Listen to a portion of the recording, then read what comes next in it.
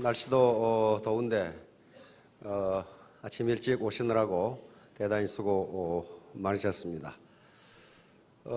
그런데 이 참석하신 것이 결코 어떤 시간 낭비라든가 에너지 낭비가 아닐 겁니다. 제가 지금 계속 자본 강의를 하는데 자본만 가지면 다 성공할 수 있어요. 최근에 학자들은, 심리학자들, 정신분석학자들은 도대체 인간의 사회적 성취, 즉 사회적 성공을 이루는 요인 중에 가장 중요한 것이 무엇인가에 대한 연구를 계속합니다. 과거에는 IQ면 됐어요. IQ는 학습지능입니다. 학교에서 공부를 잘했다는 이유로 평생 호의호식하고 존경받으면서 살았어요. 20살에 사법고시에 합격하면 어떻게 됐습니까? 평생을 대우받으면서 잘 살았어요. 20살에 행정고시에 합격하면 20대 중반에 군수를 했다고요. 그러면서 평생 잘 살았어요. 뭐 때문에? 공부를 잘했다는 그 이유 하나 때문에. 과거에 우리가 고등학교 그때만 하더라도 공부 잘해서 의과대학에 들어가면요, 평생 의사선생님으로 존경받으면서 잘 살았어요. 학습지능이 그 당시는 사회적 성공을 결정했어요. 그러나 지금은 그것이 산업사회 후기 지식정보화 시대로 들어오면서 학교에서 공부를 잘했다는 이유만으로 성공하는 분 거의 없어요.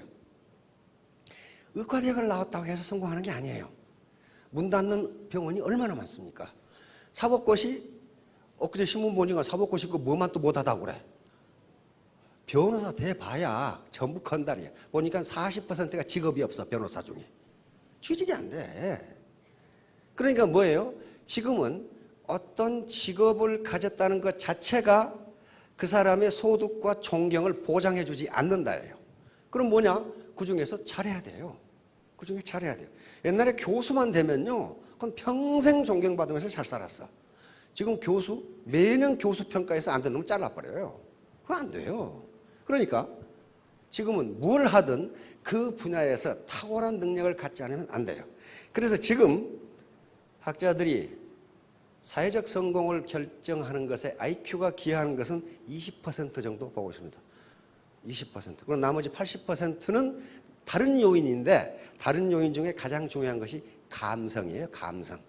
인간은 이성적인 동물이기보다도 감성적인 동물이거든요.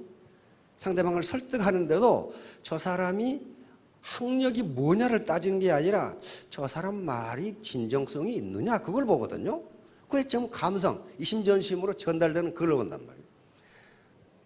자, 자본 축적이 답이다. 우리가 이 사회 현상이나 모든 인간사를 이해하는 데 있어서 통상은 인간은 복잡한 문제를 잘 이해할 수가 없기 때문에, 또는 이해하기 어렵기 때문에 가능하면 간단하게 해서 이해하려는 그 속성이 있습니다.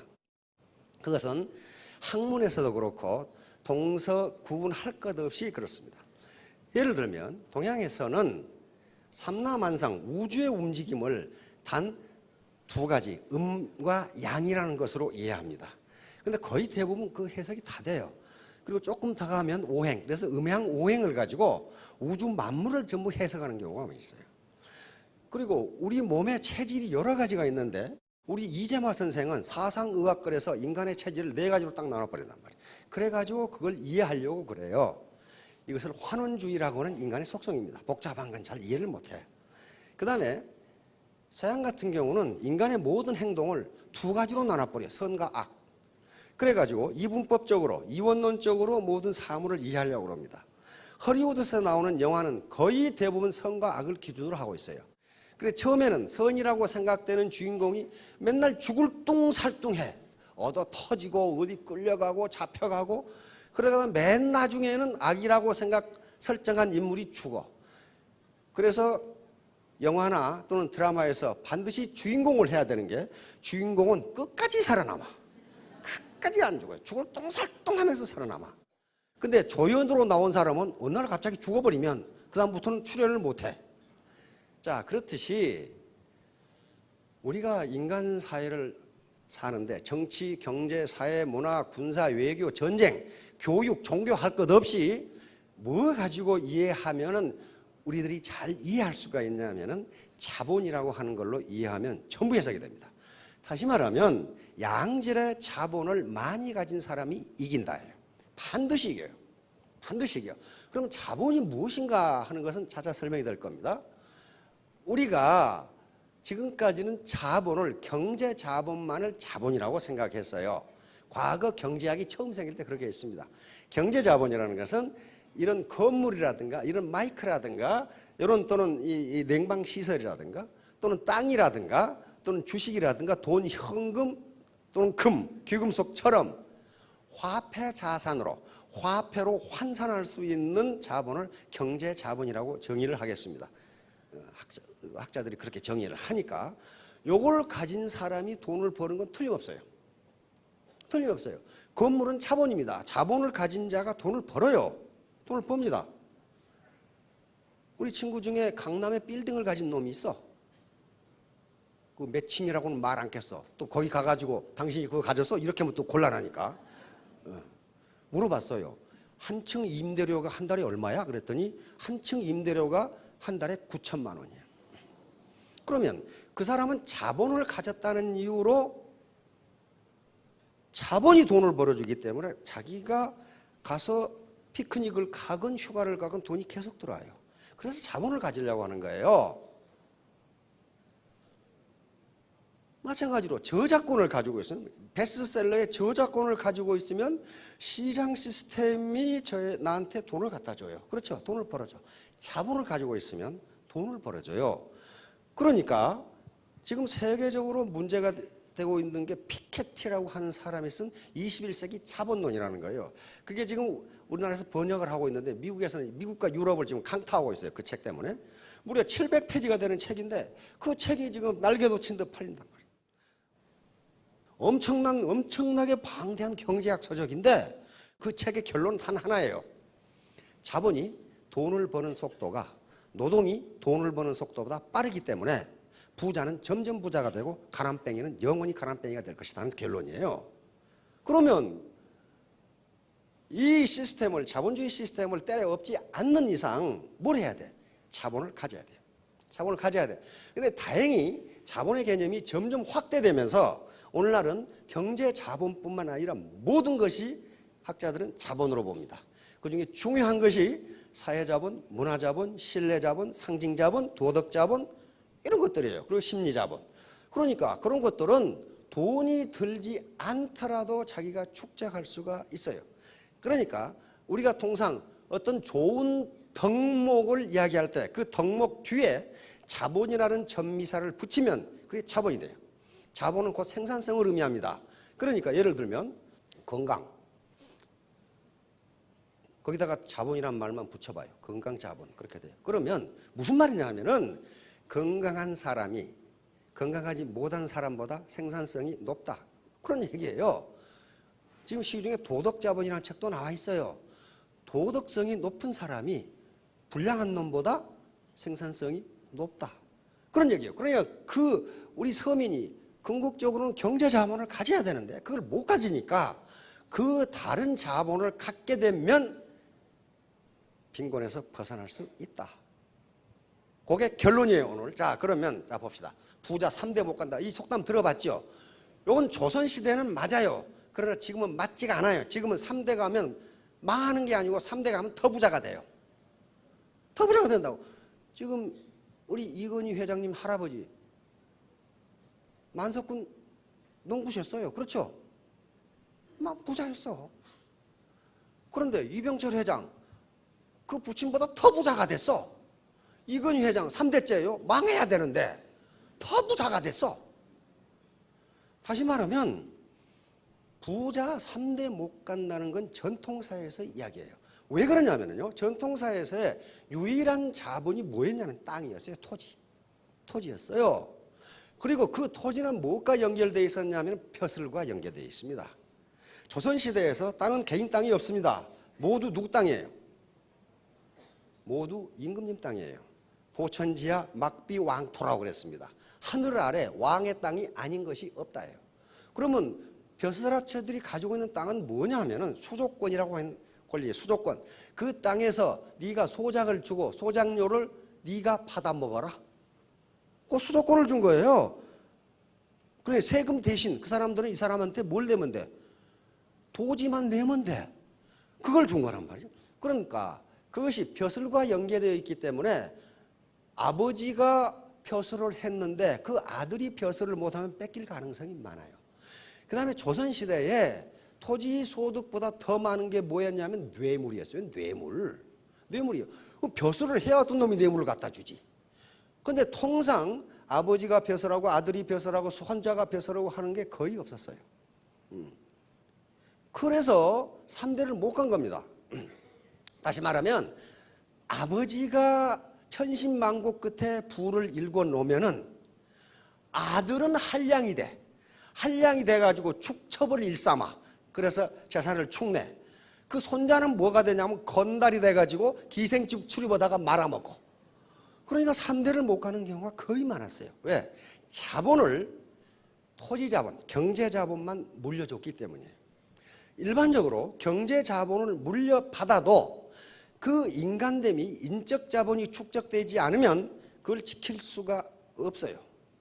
우리 주변에서 직접 보셨거나 말을 많이 들으셨을 거예요. 우리 동네에도 그런 사람이 있어.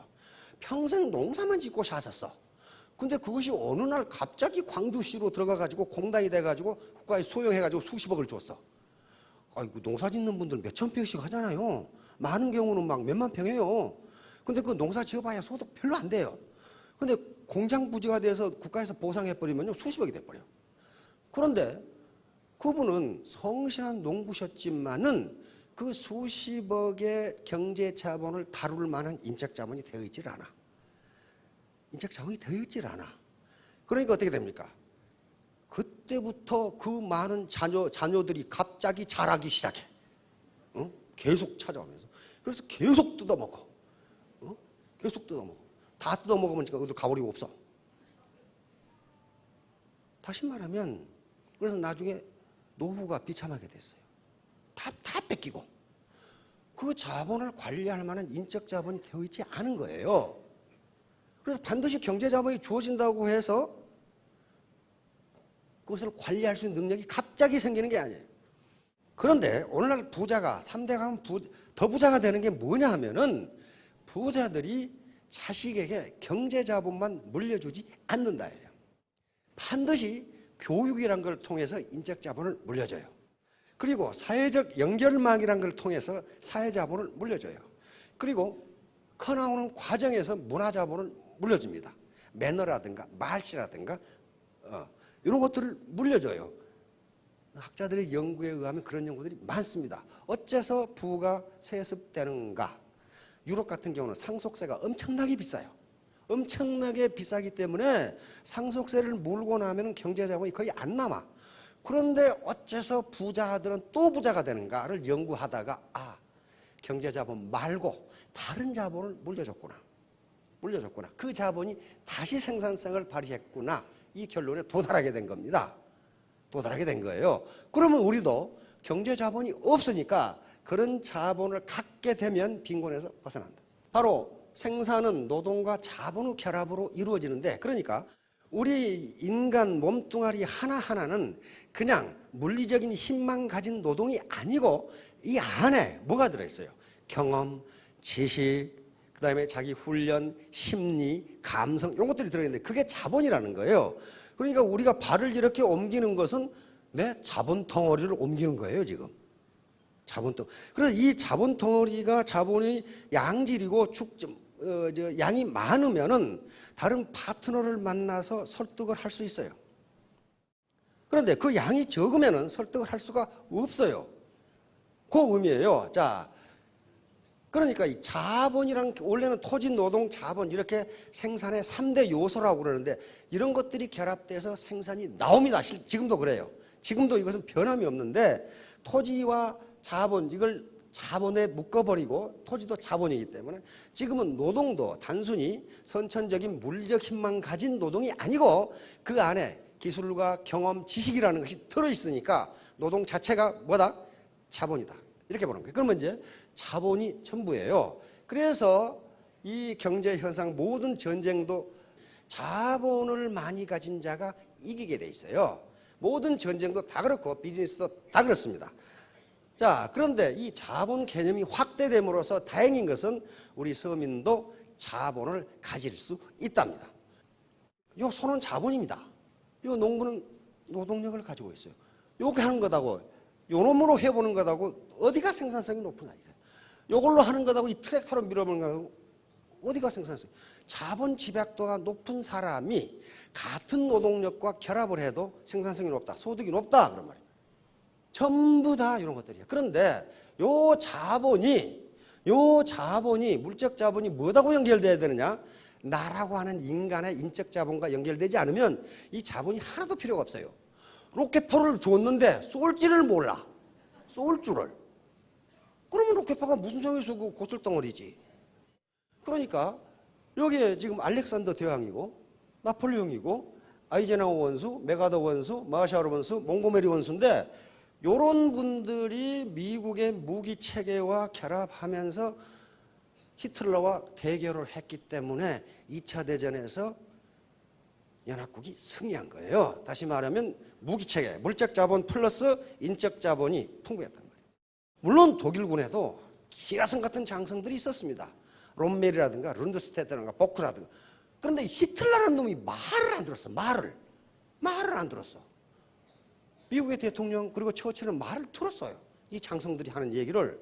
그래서 미국이 이긴 거예요. 자본을 가진 자와 못 가진 자의 대결. 내가 여러 번 말씀을 드렸죠. 요놈은 자본을 가진 놈이 못 가진 놈. 누가 이기겠어 이거? 예? 요놈은 자본을 가진 놈 못 가진 놈. 요놈은 가진, 웃기는 거죠. 대결이 안 돼요. 자본을 못 가진 놈이 큰 놈한테, 다시 말하면 동네 슈퍼마켓이 SSM한테 대결하는 건 요다고 똑같아요. 자식이 물었어 코를. 어떻게 됐습니까 이게? 죽는다고요. 이것이 자본의 힘이에요. 그 사람이 도덕적이냐 아니냐 그런 건 문제가 없어요. 영국과 미국의 폭동입니다. 2011년에 일어났죠. 영국은 자본주의가 생겨난 국가예요. 최선진 민주국가입니다. 폭동이 일어났어요. 미국 월가입니다. 월스트리트. 여기서 월스트리트 점령 시위가 일어났어. 왜? 여기 있죠. 1%, 99%. 1%의 강자들이 소득의 99%를 다 먹는다. 그런 말이에요. 99%의 약자들은 소득의 1% 가지고 겨우 연명하고 있다. 요게 자본을 가졌느냐 안 가졌느냐. 그러니까 사회 포럼에서는 뭡니까? Capitalism isn't working. 자본주의가 제대로 작동하지 않는다. Another world is possible. 또 하나의 세계가 가능하다. 지금 시위하고 있잖아요. 자본주의가 제대로 작동하지 않는다. Another world is possible. 또 다른 세계가 가능하다. 그러면 이 또 다른 세계를 만들 때까지 언제 기다릴 거냐? 기다릴 수 없어요. 내가 자본을 가지면 돼요. 자본주의 4.0 우리 신문에 한 1년 동안 계속 보도했죠. 자본주의 4.0 시대. 이건 그 타임지의 칼레키라는 사람이 쓴 책인데 우리나라 번역대에 나와 있어요. 자본주의 4.0. 이것도 한마디로 말하면 뭐냐면은 인간의 얼굴을 가진 자본주의예요. 지금 하이에나 자본주의이기 때문에 먹고 먹히는 자본주의란 말이에요. 정글 자본주의. 그렇게 되니까 인간의 얼굴을 가진 자본주의로 나가자 그러는데 언제 나갑니까? 그래 언제? 그동안 생일에 잘 먹으려고 한 달 굶었더니 죽어버리더라고. 언제 기다리고 있어요. 내 스스로 자본을 갖는 길밖에 없어요. 그리고 신자유주의가 들어왔어요. 신자유주의는 옛날 시장 만능주의입니다. 신자유주의. 그래서 바로 레이거노믹스 또는 대처리즘이라고 하는 건데 두 사람이 받아들인 거예요. 이건 뭐냐면은 두 가지 이론에 근거하고 있습니다. 아랫목, 윗목 이론. 아랫목이 따뜻해지면 시간이 조금 지나면 윗목도 따뜻해진다. 옛날 구들장에 살아본 어르신들 그렇게 되죠. 계속 풀 때면은 이게 뭐냐면은 부자가 점점 돈을 많이 벌면 나중에 가난뱅이들한테도 콩고물이 간다. 그런 얘기예요. 아랫목, 윗목으로. 그런데 아랫목이 불 들어가지고 타는데 윗목은 아직도 싸늘하더라. 지금 그렇게 돼버린 거예요. 그러니까 이게 안 맞다 이게. 그 다음에 트리클 다운 티어리. 낙수 이론이라고 합니다. 위에 부자들이 돈을 많이 벌면은 밑에 콩고물이 밑으로 떨어져 가지고 가난뱅이들도 먹고 산다. 근데 콩고물이 안 떨어져. 안 떨어지고 밑에 있는 콩고물이 위로 올라가. 다시 말하면 프랜차이즈를 5,000개씩 해가지고 동네 콩우두둑까지 다 빨아서 파이프라인으로 가버려. 그렇게 되지 그것이 다시 동네로 안 돌아오더라. 그런 얘기예요. 그러니까 지금은 나온 이론이 분수 이론입니다. 밑에를 밑에서 이 물을 뿜어 올리면 위에까지 올라간다는 그 이론이에요. 그러니까 서민들을 잘 살게 만들어주면 결국은 서민들은 뭐합니까? 물건을 사고 그 물건을 만드는 것은 기업이기 때문에 기업도 돈을 벌게 되어 있다. 그런 얘기예요. 근데 그게 맞는 것 같은데 언제 그걸 기다리냔 말이에요. 언제 싸움하다가 끝나고 한 달 굶으니까 죽어버리듯이 그거 기다리다가 죽어버린다고. 그래서 이 신자유주의가 실패했다는 걸 다보스 포럼에서 인정을 합니다. 다보스 포럼이 슈바브라는 사람이 만들었는데 이 다보스 포럼은 전 세계 1%의 부자를 대변하는 세계적인 포럼입니다. 세계 경제 포럼이라고 하는데 적어도 7억 달러 이상의 매출을 올리는 기업의 CEO라야 갈 수 있는 거지 가는 건 아니에요. 거기서 초청을 해야 돼. 어떤 사람이냐? 사회적으로 저명히 인사해야 돼. 저명. 그렇지 않으면 가지 못해. 그러니까 전 세계 1%의 부자를 대변하는 포럼이 이게 다보스 포럼인데 스위스 다보스라고 하는 아주 고급 휴양지에서 열리기 때문에 다보스 포럼이라고 부릅니다.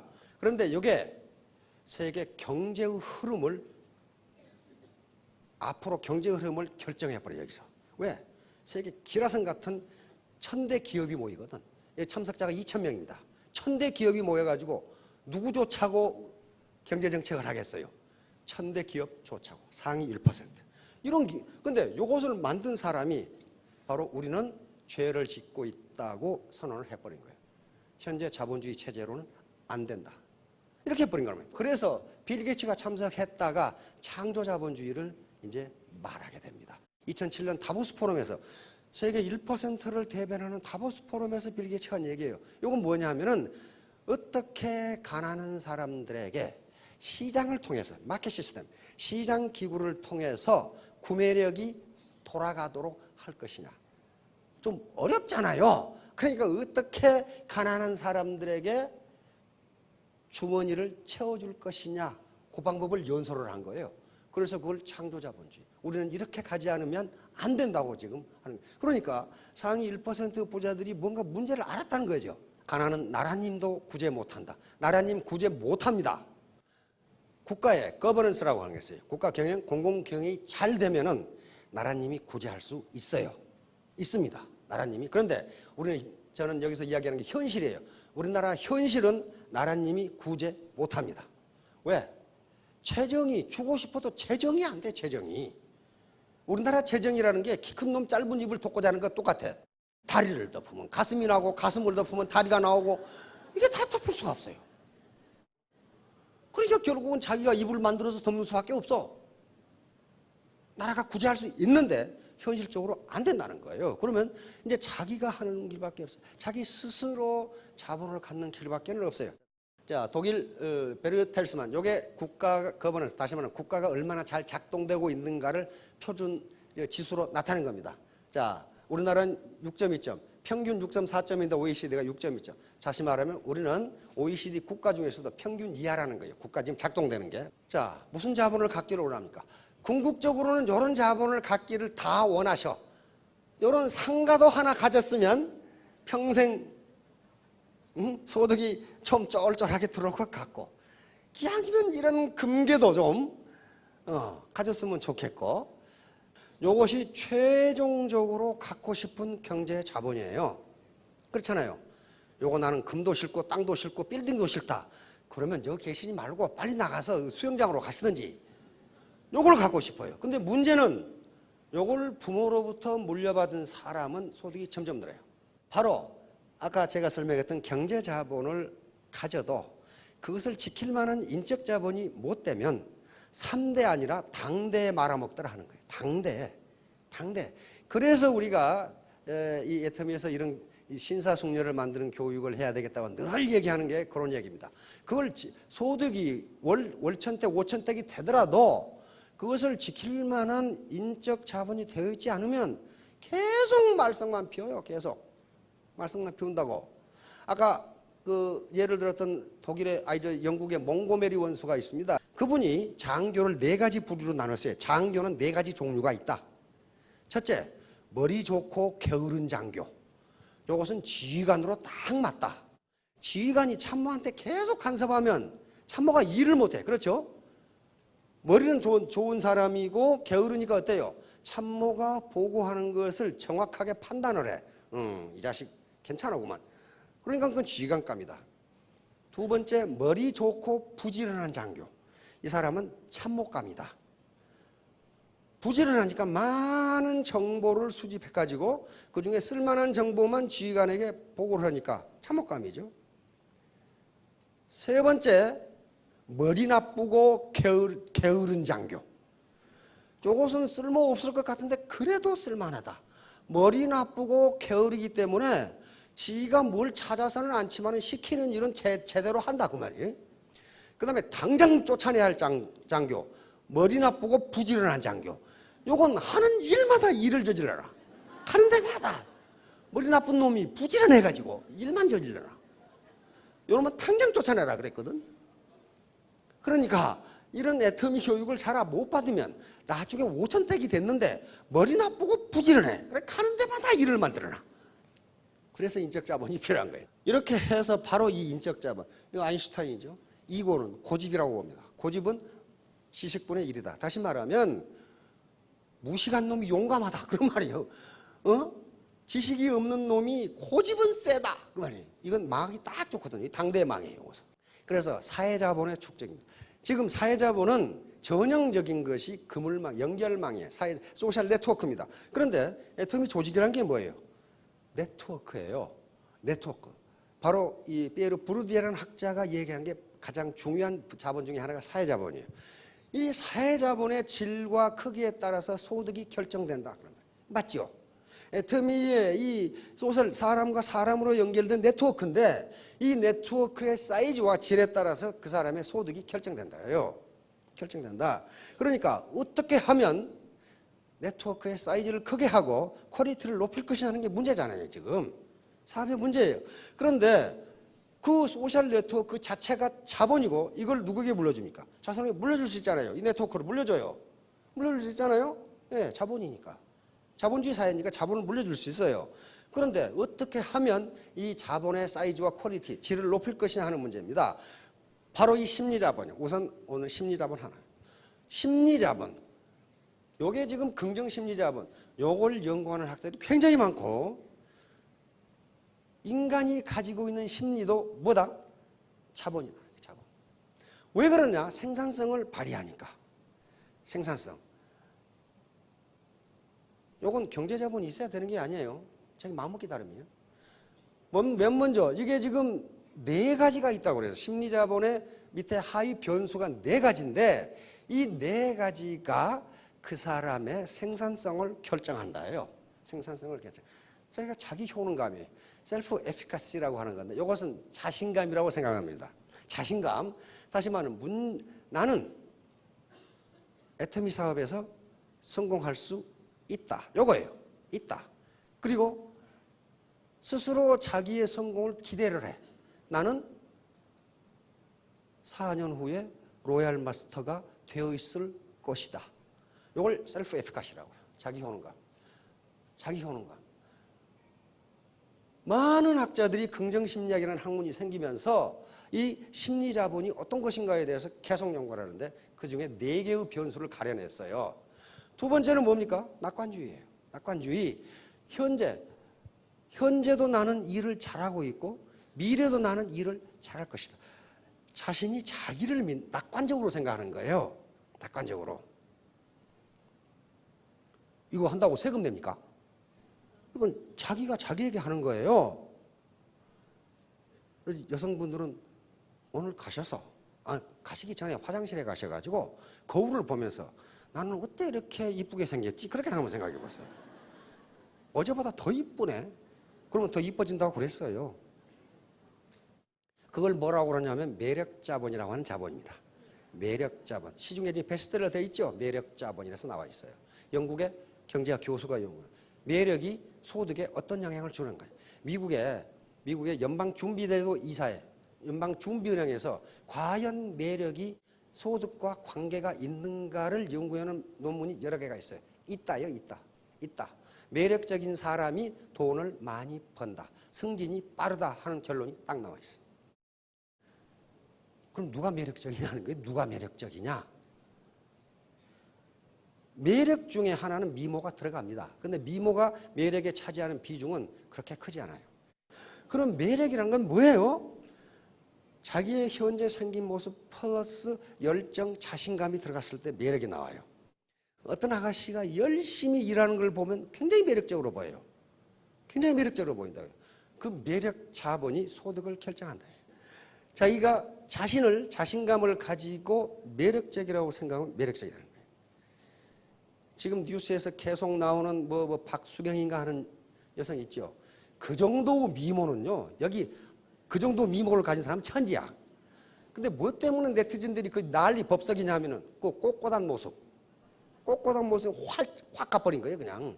그 당당함에 간 거예요. 그러니까 매력은 그냥 보통의 미모에다가 열정과 자신감을 가진 셀프 에피카시를 가지면 그 사람이 매력적으로 보여요. 매력적으로 보입니다. 혹시 여기에 처녀 있으면은 처녀들 총각들이 있으면은 매력적으로 보이려면 셀프 에피카시, 자기 효능감. 나는 언제까지 스타마스터가 될 수 있다. 그리고 나는 그렇게 될 것이다 라고 기대하면 되는 겁니다. 호흡, 낙관주의. 희망은 목표를 달성하는데 애터미 사업 쉬운 게 아닙니다. 여러 가지 장애물이 있는데 그 장애물을 나는 이겨낼 수 있다. 이겨낼 수 있다. 그리고 그 방법으로 안 되면 나는 다른 방법으로라도 내 목표를 달성하겠다. 여기 희망이에요. 희망. 그 다음에 마지막으로 회복탄력성. 이게 굉장히 중요합니다. 회복탄력성. 이것은 반드시 모든 일을 할 때 어려움이 닥치고 좌절을 하게 되는데 그 좌절을 딛고 다시 튀어오르는 거예요. 즉 재도전하는 용기, 이걸 회복탄력성이라고 그래요. 그래서 이 네 가지가 바로 긍정 심리자본을 형성하는 가장 중요한 변수인데 이게 뭐냐면 이것은 인적 자본, 지식이나 또는 사회적 연결, 사회자본보다 상위 개념이다 그랬어요. 왜냐하면 아무리 지식이 많아도 비관주의적이거나 자기 효능감이 없으면 일을 달성하지를 못해요. 지식이 있어도 그렇단 말이에요. 그런데 문제는 이제 그러면 이 상태는 훈련해서 될 수 있느냐가 문제예요. 만약에 이게 선천적이라면 부모 타도가 앉아 있으면 돼. 근데 학자들의 많은 실험에 의하면 이것은 훈련으로 달성이 가능하다예요. 그러면 이걸 갖지 못하는 것은 누구 책임이에요? 내 책임이지 부모 탓이 아니에요. 부모 탓이 아니라고요. 요 긍정심리 자본을 축적이 아니라 축적하는 데 있어서 이 시스템 차별은 굉장히 중요합니다. 왜냐하면 여기 모이신 분들이 전부 긍정적인 마음을 가지고 오셨다고요. 나는 애터미에 참석해서 망하겠다. 그렇게 온 사람 누가 있어요? 성공하겠다. 이렇게 오신 분들이에요. 그러면 기 중에서도 가장 좋은 기가 사람의 긍정적인 기랍니다. 어르신 아시겠지만은요. 시골의 초가집에도 사람이 살면 안 무너져요. 근데 사람이 떠나고 나면 3년 만에 다 무너져. 그래서 건축학자가 글을 써놨더라고. 사람의 기 때문에 그런데요. 사람이 살면 그 집이 안 무너진대요. 떠나버리면 내 학교 폐교에 가봤더니 어떤 놈이 유리창은 다 깨놓고 칠판은 다 뜯어놓고 그 할 일 없어. 어떤 놈이 할 일이 그렇게 없는지 모르겠어. 펌프는 다 고장 내놓고.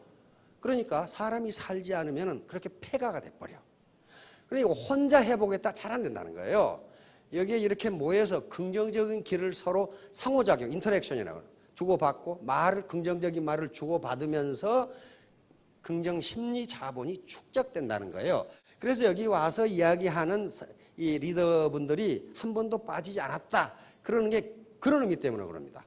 그 다음에 자연법칙에 엔트로피 증가의 법칙이라는 게 있어요. 연력학 제2법칙이라고 하는데 엔트로피는 혼란도 또는 무질서도라고 생각하면 됩니다. 무질서도는 자연은 증가하는 방향으로만 작용한다. 이 법칙이에요. 감소하는 방향으로는 적용하지 않는다. 예를 들면 물에 잉크방울 한 번 딱 떨어뜨리면 어떻게 됩니까? 점점 퍼져가요. 이것이 자연 상태로 놔두면 다시는 그 상태로 모이지 않는다예요. 안 모여요. 만약에 엔트로피가 자연적으로 감소하는 방향으로 작용할 수도 있다면 자연법칙이 깨져버려요. 왜냐하면 사람이 죽어가지고 시체가 되고 썩어버렸어. 썩는다는 건 뭐냐면 엔트로피 증가 현상이에요. 전부 분자로 날아가는 거예요. 그러니까 여기에 원소가 썩 있다가 분자로 날아가 버리면 무질서도가 어때? 커져 버려요. 그런데 엔트로피가 감소한다는 건 요놈이 다시 모여가지고 살아나. 그러니까 절대로 엔트로피는 감소하는 방향으로 작용하지 않는다예요. 다시 말하면 우리 아들놈이 초등학교 다니는 아들놈이 학년 초에 책상을 깨끗하게 정리해 놓더니 한 달 후에 가보니까 엉망진창이야. 엔트로피는 증가하는 방향, 혼란스러운 방향으로만 됩니다. 그러니까 여기에서 이런 여러 가지 강의를 듣고 또는 스폰서들하고 이 상호작용을 하고 그때는 딱 긍정심리자본이 들어가. 나는 3년 만에 스타마스터를 해야지. 근데 이게 집에 가면 흐트러기 시작해. 이게 엔트로피 증가의 법칙에 따라 술술 남편이 어디 갔다 왔어? 이렇게 물기 시작하면은 그때부터 술술 이 에너지가 흐트러져. 그래서 다시 그러면 엔트로피가 감소하는 방향으로 작용하려면 어떻게 해야 되느냐? 반드시 외부에서 에너지가 가해져야 돼요. 에너지가 없으면 절대로 되잖아. 반드시 어떤 에너지가 가해져야 엔트로피가 감소하는 방향으로 늘어나요. 물이 얼음 조각이 그대로 자연 상태에 놔두면 얼어서 아니 녹아서 흘러요. 그러죠? 더 놔두면 기체로에서 달아나 버려요. 다시 말하면 혼란도, 무질서도가 증가해요. 그것을 다시 얼게 하려면 외부에서 에너지가 가해지지 않으면 다시 얼지 않아요. 그러니까 이런 시스템에 참여해서 다시 상호작용하라고 이야기를 하고 아무것도 아닌 것 같지만은 엔트로피를 다시 감소시키는 거예요. 그래서 다시 셀프 에피카시, 내 자기 효능감을 높이는 겁니다. 아, 저분이 그렇게 했다면 나도 3년에 스타마스터가 될 수 있다. 이게 자기 효능감이에요. 이런 효능, 자신감을 굳게 가지면 그 사람이 매력적으로 보인다고. 매력적으로. 자신감도 없이 이게 흐느적거리면은 누가 어디다 갖다 쓰겠어요. 결론은 소굴대시입니다. 이것은 개구리가 파리를 잡기 위해서 뒤로 물렸다가 뛰듯이 작을 소자, 굽힐 굴자, 큰 대자, 별신자입니다. 작게 굽히고 크게 뛴다. 다시 말하면 애터미 사업이 그런 사업입니다. 여러 가지 사업을 하는 동안에 애로사항이 있을 텐데 좌절감도 있고 친구가 네가 어쩌다고 그렇게 됐냐 뭐 이런 식으로 그때 작게 굽히지만은 나중에 언제 딱 스타마스터가 돼서 3,000댁이 되면은 그때서 친구가 그래. 야, 이 기집애야. 왜 나한테 이야기 안 했어? 얘기했는데. 그게 대신이에요, 대신. 저 기집애가 나보다 공부도 못한 것이 나보다 소득이 많아? 60명 클래스에서 자기가 56등, 자기 친구가 57등이었는데 나보다 공부도 못한 것이 그렇게 된다고 그게 소굴 대신이에요. 그러니까 사업 성공을 하시는 데 있어서 작게 굽히세요. 그러면 크게 뛸 수 있습니다. 모든 것은 지식의 문제도 아니고 지금 현재 경제자본을 얼마나 가졌는가의 문제도 아니고 태도의 문제입니다. 애티튜드. 다 합해보면 알파벳 순서 100점이 돼 있어요. 100점이 돼 있는데 이 중에 어빌리티, 능력은요 1%만 있으면 됩니다. 능력이 1%도 없는 사람은 없어요. 이게 에디슨이 한 말이거든요. 천재는 1%의 영감과 99%의 노력으로 이루어진다. 땀으로 이루어진다. 1%의 영감이라는 게 지식입니다. 지적 능력이에요. 나머지는 전부 태도입니다. 그래서 여러분들이 내 태도, 이거 멘탈 애티튜드입니다. 내 정신 자세가 태도예요. 정신 자세만 가지면은 자기 효능감이라고 하는 긍정 심리 자본만 가지면은 경제 자본이 없더라도 경제 자본을 만들 수 있다예요. 만들 수 있다. 요것은 부모가 주는 것도 아니고 자기가 해야 돼요. 자, 3년 뒤, 5년 뒤에 모두 3,000댁, 5,000댁이 되시기 바랍니다. 감사합니다.